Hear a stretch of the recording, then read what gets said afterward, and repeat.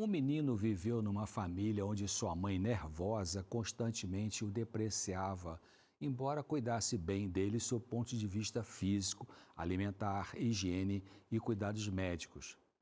Ele cresceu se sentindo sem valor e isso prejudicou sua carreira profissional e alguns relacionamentos, como acontece com muitas crianças que foram vítimas de abuso na infância e adolescência. Vamos ver isso agora aqui no Claramente Bem-vindos.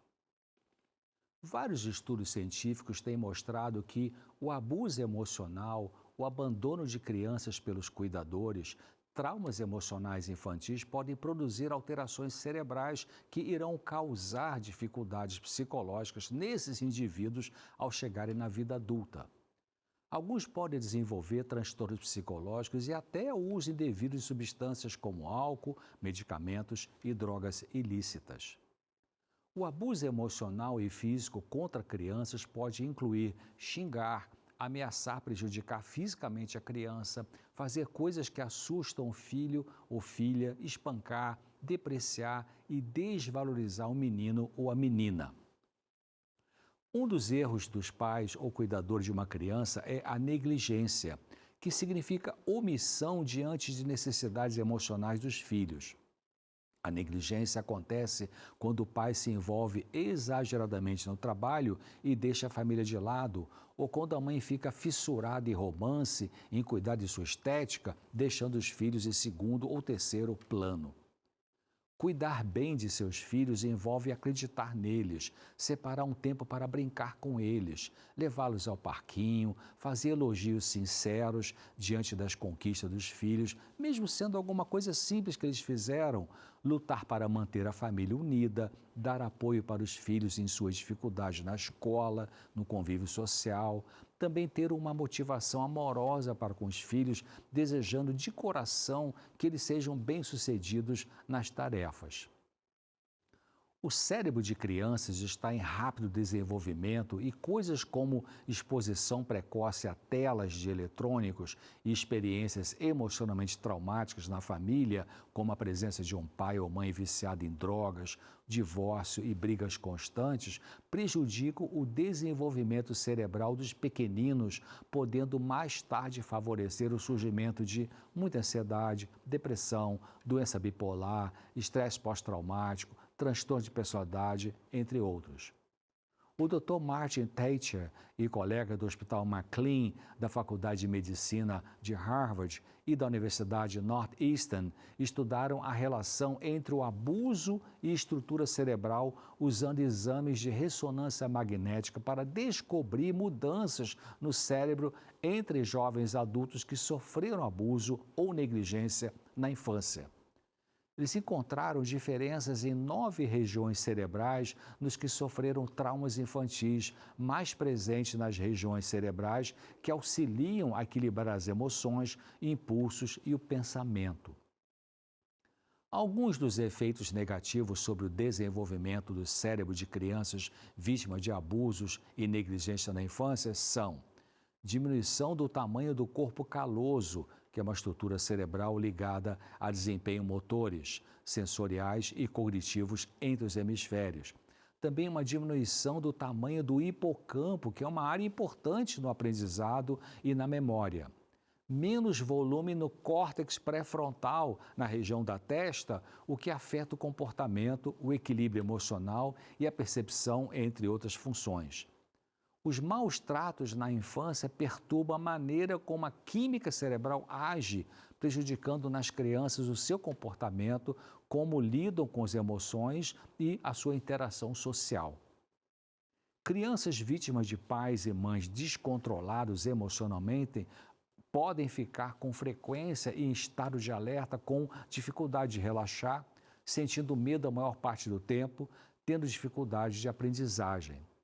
Segundo a teoria do apego, quando ocorre abuso e negligência dos pais para com os filhos, isso prejudica a formação de apego seguro entre a criança e o cuidador dela, produzindo angústia no pequenino e influenciando a maneira como a criança vê a si mesma e aos outros.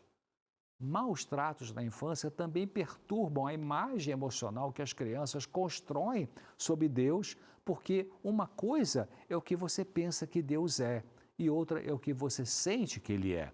Se a relação dos pais com os filhos é traumática, predominantemente, negligente, abusiva, eles passam a sentir que Deus é assim também, mesmo que racionalmente aprendam na sua religião que Deus é bom. Os estudos têm mostrado que as crianças que sofreram abuso emocional ou negligência na infância podem apresentar mais tarde falta de controle emocional, sentimentos de desvalor pessoal, de desesperança, pensamentos negativos automáticos, dificuldades para lidar com situações estressantes na vida adulta. O que prejudicará a criança mais tarde na vida em função de sofrimentos emocionais na infância dependerá da frequência com que ocorreram os traumas, da idade da criança quando isso aconteceu, quem era o abusador e se a criança teve ou não um adulto confiável e amoroso em sua vida, quanto tempo durou aquele abuso, o tipo e a gravidade do abuso, se houve ou não um socorro para ela diante dos abusos, entre outros fatores como a sensibilidade emocional daquela criança.